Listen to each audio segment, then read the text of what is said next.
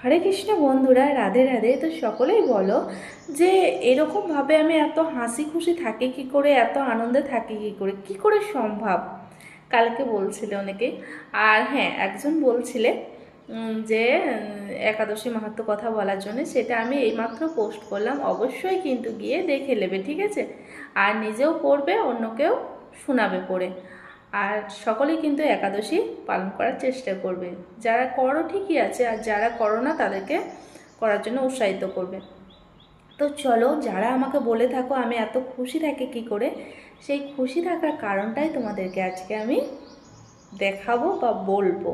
তো চলো, হরে কৃষ্ণ, রাধে রাধে। তো যাও যাক, আমি কিভাবে খুশি থাকি এত, সেটাই তোমাদেরকে বলবো আজকে। চলো, হরে কৃষ্ণ, রাধে রাধে। তো এই যে দেখো, আমার খুশি থাকার কারণ হচ্ছে এনারা।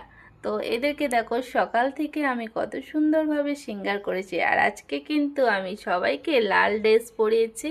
আর কেমন লাগছে অবশ্যই কিন্তু কমেন্টে জানিও। আর আজকে একাদশীর দিন, আর একাদশীর দিনে আমি কিন্তু লাল কালারের ড্রেস পরাই বেশিরভাগই। তো কেমন লাগছে অবশ্যই কিন্তু জানিও। আর যদি তোমাদের ভালো লেগে থাকে তাহলে অবশ্যই একবার রাধে রাধে হরে কৃষ্ণ সকলেই বলে যেও। আর আজকে দেখো নীল ষষ্ঠী, মানে একাদশীও আবার নীল ষষ্ঠীও, তার জন্যে কিন্তু আমি দেখো এখন মহারাজ মানে আমাদের মহাদেবকে কত সুন্দরভাবে একটা মালা পরিয়ে দিয়েছি। দেখতেই পাচ্ছ কত সুন্দরভাবে আজকে সাজিয়ে দিয়েছি। আর এইদিকে দেখো গুরু মহারাজকে এবং গুরু পরম্পরা যারা সব আছে আমার কাছে, সবাইকে কিন্তু সুন্দরভাবে সাজিয়ে দিয়েছি। আর তোমরা তো জানো আমি ভগবানের কাছে কিছু ফল আর এক গ্লাস জল প্রতিদিনের মতো আজকেও রেখে দিই। আর এদিকে আমার তুলসী মহারানীরও পুজো কিন্তু কমপ্লিট হয়ে গেছে। আর আমার তুলসী মহারানীকে কেমন লাগছে লাল কালারের ড্রেস পরে, অবশ্যই কিন্তু কমেন্টে তোমরা জানিয়ে যাবে, ঠিক আছে?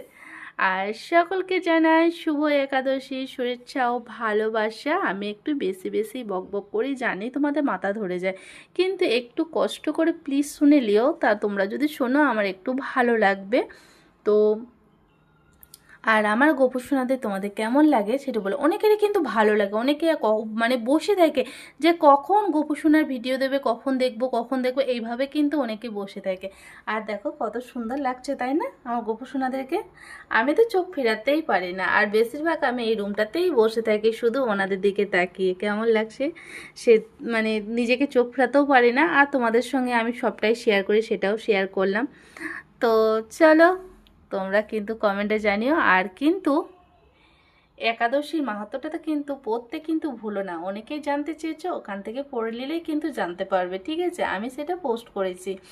আর তোমাদের যদি ভালো লেগে থাকে তাহলে একবার